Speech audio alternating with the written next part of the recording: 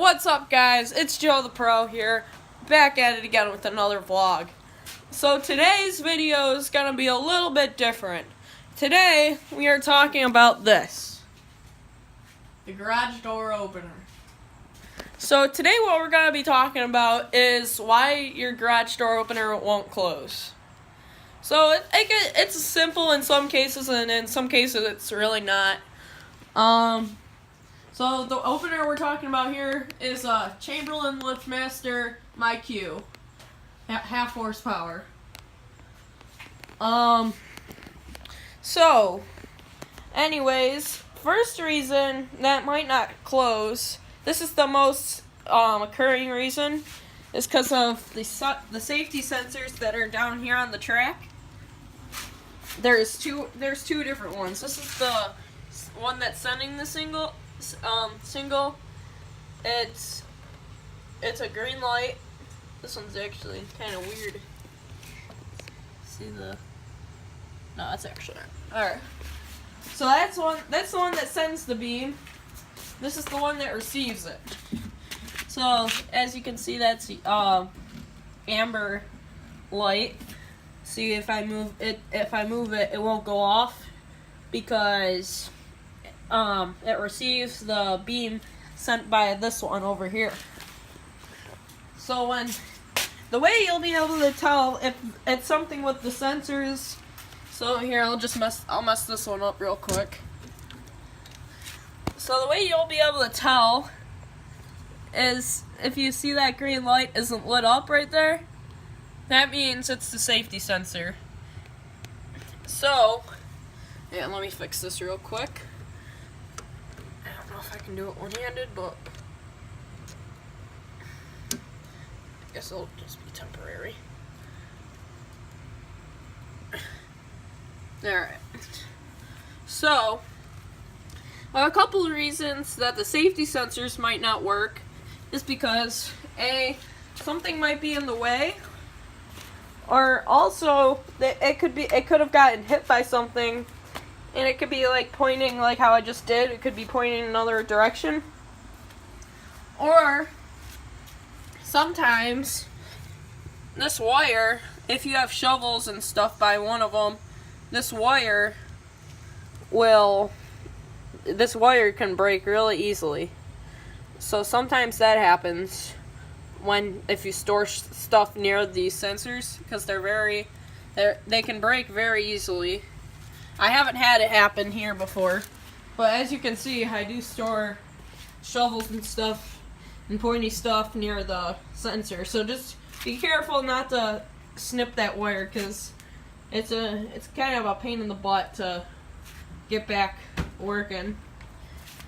So another reason that safety sensors might not work is up here. Hang on, let me get something to stand on. So I'll use this chair. So if you open this up, see, here's the terminals, and I'm pretty sure that these are the two safety sensor wires. Yeah, these are the two safety sensor wires. They're black and white, and sometimes they can slip out of the terminals, but that doesn't usually happen very often. So, yeah, so those are reasons why the safety sensors might not work. Alright, so the second thing we're going to be talking about is the safety release rope. So sometimes, if your little sisters or your kids are playing in the garage and they don't know what this is, if you pull it, it'll release the garage door from the actual motor itself. So, see here, I can open and close it all I want. And as long as I have this cord all the way down and not horizontal, see that little bar up there? As long as I have that vertical, this door will not connect back with the motor itself. See, it hits that the stop bolt up there.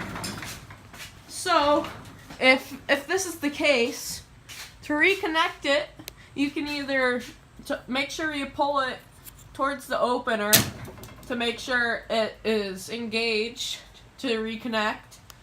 Two ways you can reconnect it is either pushing the door up, and you'll know when it catches. Here, I'll demonstrate that. When you push the door up, see that'll jump. Or, I'll disengage it again. Or you can just run the, I don't have a wall button right now, I gotta replace it. You can just run the opener once, and it'll connect right back.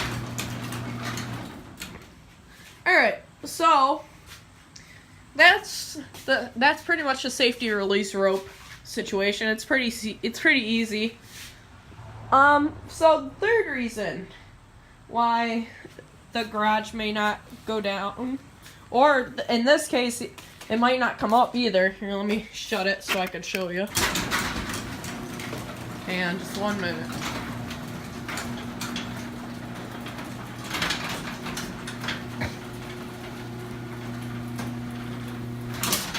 Alright, so the lighting in here is really bad right now. But this, I don't know what model you guys might have, but the third reason why your garage door may not raise or lower is because of that spring right there. Some door models, they might have two different springs. Usually that's on 2-car garages. Or if some garages have springs along that rail, along both of these rails, and both of these, what these springs do is, here, let me disengage it again. So what these springs do, they help you lift the garage door. They help it lift. So if those springs are not there, this garage door would probably be about a little bit over 100 pounds to lift. So as you can see here, I can lift this door with a finger. So it's that easy, but without that spring, it's very hard to get that door up. In most cases, the opener will stop. I'll show you. Or no, I'm not gonna show you. But like if you pull down on the door and you put enough pressure on it, that opener will stop. It won't blink at all, but it will stop, I guarantee. And you're gonna be wondering. And then if you look up at one of these springs here, let me go over the door again. Alright. So sometimes those springs right there, they break. They can break in any way, and it'll make this door very, very heavy. And you would have to have a. You could either replace the spring, which I would not recommend doing because they're very dangerous. Hang on, let me get some light in here. All right, so these springs are very dangerous because at any time they can always just snap right in half and hurt you. And some people even get killed from doing that. So I wouldn't recommend doing it yourself. I would recommend calling a technician, having him replace it, because your odds are better, no injuries. And sometimes the ones that go along the rails break, and that's really bad because usually those break when the door's down, because that spring could actually sling back if it breaks off, and it can go right through your wall. That's how powerful it is. So that's the third reason why your garage door might not open or close. And the fourth reason, I'm gonna open it again because it's really dark in here. See, it just engaged again. So the fourth reason your door might not open or close is for younger viewers may not understand this, but in this box there is a shaft that controls the sprocket up here. And if the chain or belt, whatever you have, if one of those is under too much tension, that sprocket that could snap right off. And I've seen it in videos before. You can look it up. I might actually even sponsor the guy who made that video of it happen that I've watched before, if I can find it. I think he had his chain. It might have just been an old opener, but it looked like his chain was very tight. And when the chain's very tight, it causes a lot more work for this sprocket to do. So you want to make sure, I would make sure that your chain has just a little bit of slack in it, because you really don't want it to be like so you can't even shake it, because that could either break the chain, the cable, or the sprocket itself. And yeah, so just be careful about that. Make sure your chain isn't too tight. And I think that's pretty much all the reasons, as far as I know, as far as I've seen. Oh, another thing with the safety sensors, you'll know if the terminal has the wire in it, and this isn't chopped off, and the sensors are aligned. Sometimes if it's a sunny day out, like midday, when it gets really sunny, it interferes with the sensor, and it might flicker. But I saw it used to happen at my old grandparents' house. Usually the fix to that is the sensors are pretty old and you need to replace them. I know you can find the sensors at Lowe's, and they're about $50. But if you don't want to do it yourself, you can just call a technician and they'll take care of it for you. So yeah, garage doors are a lot more than most people think. So yeah, that's pretty much it. I think I covered it all.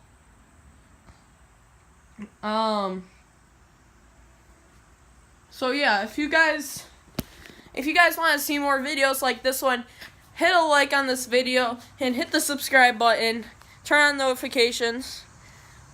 And if you guys like this video, please, once again, subscribe, hit the like button, turn on notifications. So anyways, don't forget to please subscribe for more content. Twitter, Instagram, links in the description. Drop a like on this video if you liked it. And don't forget to please like, subscribe, and peace. Alright guys, I forgot one more thing. The most important thing of this video, if you live in the Buffalo area and you're interested in getting a new garage door, contact American Garage Doors. And they did a pretty good job on this door. All I've had to do is just replace those brackets, but that was the only thing, I think. And yeah, so their phone number is, I don't know what your area code is, only if you live in Buffalo, because I think that's all they do. Their phone number is, in my area, or no, I'm not telling you my area code. Their phone number is 823-3422. Want this again? 823-3422. Oh yeah, Zach's here again. What are you doing? He's being a dummy. Alright guys, so please like, subscribe, and peace.